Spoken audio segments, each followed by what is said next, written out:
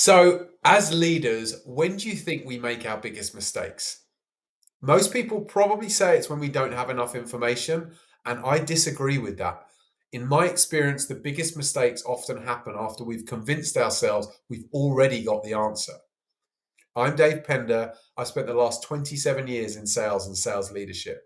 And on this channel, I share practical ideas, mistakes I've made, and leadership blind spots that can make a real difference to the way that you lead and sell. Now, one of the biggest lessons I've learned over the years is this: the more certain I became, the less curious I became. And that's a dangerous place for any leader to be, because once you've decided you're right, you stop asking questions. You stop looking for evidence that you've missed something. You stop inviting different opinions. And without even realizing it, you start building yourself a kind of echo chamber. And the real danger, it's not making just one bad decision. It's spending like longer and longer without realizing that your decision making is like really on the slide.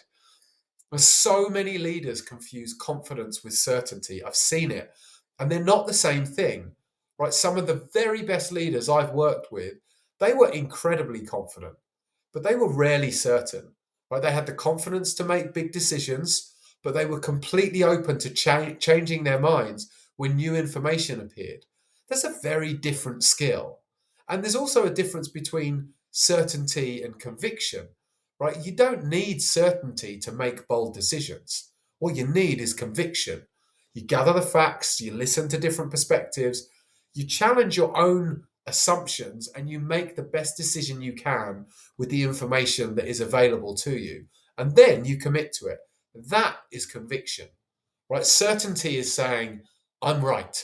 Conviction is saying, I believe this decision is right, but I'm still willing to learn. And those are worlds apart.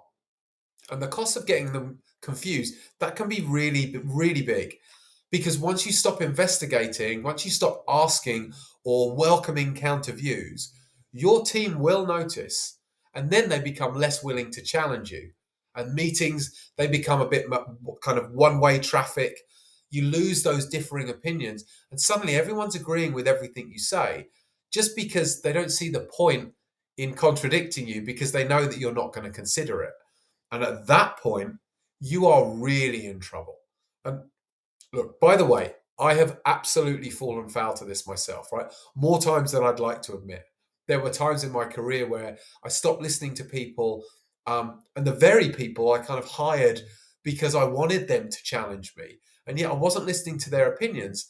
And then I look around and then I see lots of heads nodding, but a little bit of frustration behind their eyes. And I'm like, this is on me, right? I had unintentionally created an environment where agreeing felt safer than challenging. That is terrible, right? And so these days, whenever I feel absolutely certain about something, I ask myself one simple question: what evidence would change my mind? Because if the honest answer is nothing, then I know that I've stopped thinking as well as I could be, and it's time to invite counters. So, one thing that's helped me along the way is AI, right? What I call the critical friend, right? I tell it explicitly, don't agree with me. Tell me what I've missed. What's the strongest argument against my current position?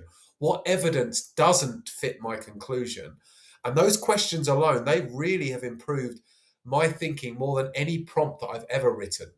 So I'll leave you with this today. The longer I lead, the less interested I become in being right. I'm more interested in seeing what I've missed, because better leadership is not about having every answer.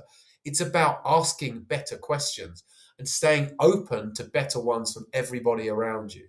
Right? Confidence will help you lead, curiosity will help you improve, and certainty will often kill both of them. So please stay curious for longer. Your leadership will be better for it.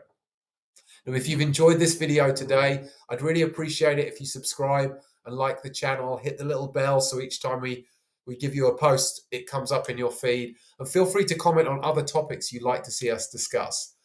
See you next time, and let's go.